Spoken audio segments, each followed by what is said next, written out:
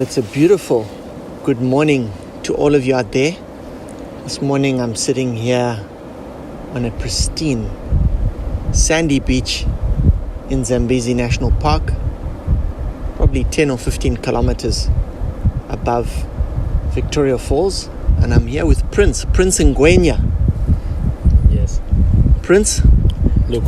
first of all, tell me, Ngwenya, it means crocodile, right? Yes, it means crocodile. Okay.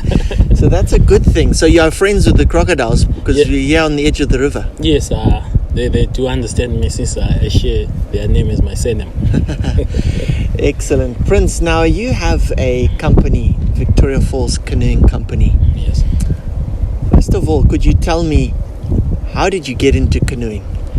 I would start probably back then when I was still young, growing up home. I would see my father. He was a canoe guide by profession. I would see jackets like we are seeing them today, paddles, But with time as I grew, probably I got more understanding to it. What is it exactly? So from there, I began to getting into it. And then there's a time when he brought in boards. And then with time as well, I got to understand that, this is canoeing. So when people are on the river, this is what they do. They wear a jacket, they take a paddle with them as well, So, but because at one point I thought this is not my thing. Then after I came from school, I came back home. When I came back home, he said, "No, I want to introduce you to canoeing. You need to learn this. You need to be part of it." At first I was reluctant because it took me into the office. I did the administration work of it, and then from there, I started coming on the river. I think it was 2015. From 2015, 2016, 2017, I went back to the office. But 2018 now, I said to myself, no, I need to go back in the field. But now, quite interesting enough, I went and started doing wildlife management. I did a certificate in wildlife management with Zimbabwe Parks and Wildlife College. So then later on I said, no, let me go back again. I wrote my learner guides license, passed it, and then I went back again, wrote my canoe theory exam, then I passed again. Then now I'm left with the practical part where we do proficiencies, and then I get my full canoe guides license. Well done, Prince. So let's go back a little bit and talk a little bit more about that young Prince growing up. Obviously, you revered your father. Your father is now late. Yes. But he's had a big impact on your life. Can you tell us a little bit about that impact that he had on you and why you, in the end, decided to continue his legacy? Because he was the one that started this canoeing company, right? Exactly, yes. Yeah. No, like I had said to you, that growing up, seeing him doing this, he was someone who was so passionate, about canoeing. So in the long run, I decided when we passed on, I felt like we really need to carry on his legacy. It's something that he would love to do it with all his heart. He would tell you that I would prefer spending the whole day on the river even compared to going to Blue Way, so it really showed you how much this person loved this thing. Yeah. And tell me, Prince, when did you take over the reins of the company? So my dad passed on in 2019 in June, so we began from July. This is when I can say I took over from him, then proceeded until last year March when COVID came. So from that time, I and my mother, we together, we said, no, we need to carry on his legacy. We need to push what he started, because everyone is saying, no, you guys, you shouldn't let Misheck down. This is something that he really loved. So you guys need to carry on. And I made that promise to myself, no, I need to carry on his legacy to see it through, so that even my siblings, get to appreciate, saying, no, our father did this and Prince managed to carry on, and today you are here as well experiencing it. Fantastic. And it sounds like your mother plays a big role in the business as well. Yes, a very big one. It's unfortunate he's normally not seen at times, but at the back end, he's the one who does most of the stuff as well. Even the preparations, he wakes up early, prepares our breakfast here. I'm sure we had some breakfast. So normally he's the one who cooks everything, boils our water, packs it in our cooler boxes, in our hot boxes there. That's what she does. Brilliant. Well, Prince, we thank you for bringing us here today to this beautiful spot. And we're going to have an opportunity just now to get out on the water with Prince and Ndoga, who's one of Prince's guides. Ndoga, thanks very much. Ndoga is going to give us a safety briefing. tell us what the do's and don'ts are for this trip.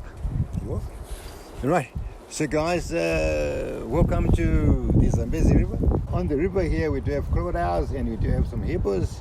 So we're going to be helping each other, all our eyes, to improve the chance of succeeding. And if you see something and you're not quite sure, even if you're quite sure that's a stone or that's a croc or that's a hippo, just point it out. Okay. If it is a hippo, guys, they do have a right of way every time. So we see a hippo, we're trying to avoid them as much as we can. So what we need to do is be in a single file, and I'll be leading the trip. Hippopotamus, they are vegetarians. They got nothing to do with meat. Thank goodness for that. You're right. That's a very good one. That's a very good one. But they defend their territories. So we see them at a distance. If we want to take a picture, we take pictures at a distance. We don't go close to hippopotamus. Guys, happy with the hippopotamus? I think so. Right. Yeah. You know, crocodiles, no hands, no swimming.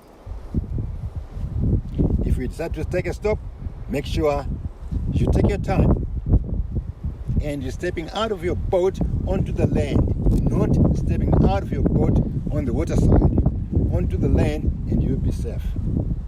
All right, guys, happy with that? Yeah, sounds good. Thank you very much, Ndoga. Looking forward to it. In all your times as a canoe guide, how many incidents have you had? You can be on the river here the whole of your life.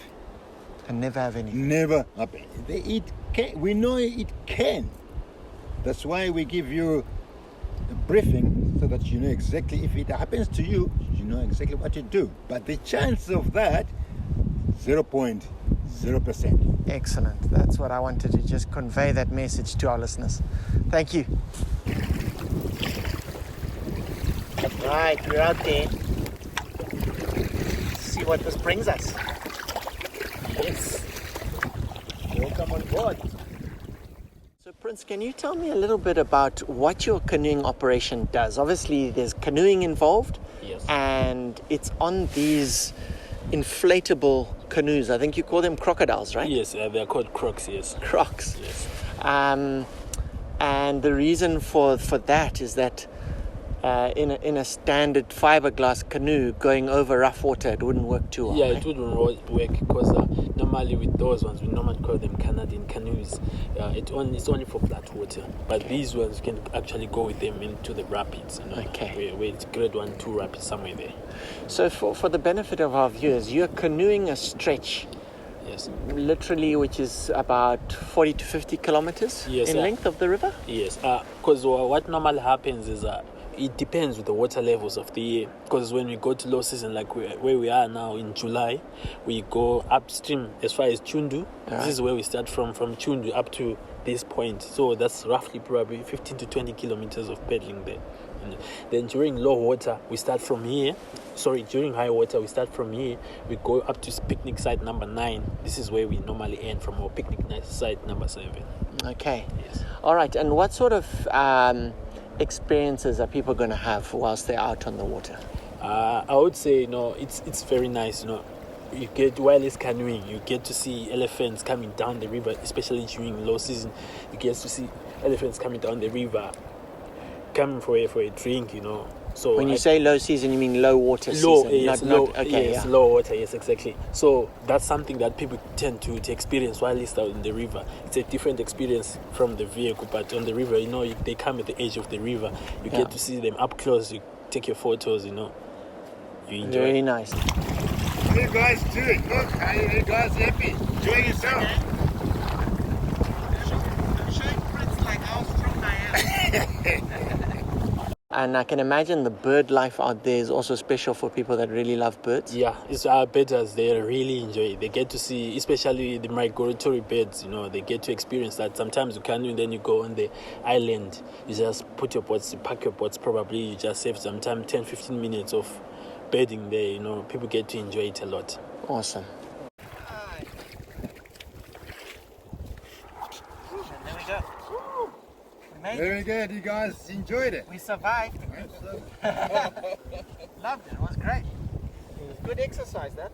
Really good for the core muscle strength. Well, it's been a fantastic morning out canoeing with Prince Ngwenya and his team from Victoria Falls Canoeing. It really is a special experience and something that I would encourage people to try. Make sure that you've got a decent level of fitness, and then this is something for you. And make sure that you're not too afraid of anything. But importantly, what I want to draw everybody's attention to now is that it is so important that we look after this wilderness, that we make sure that we conserve it. And I mean, just look how clear the water is.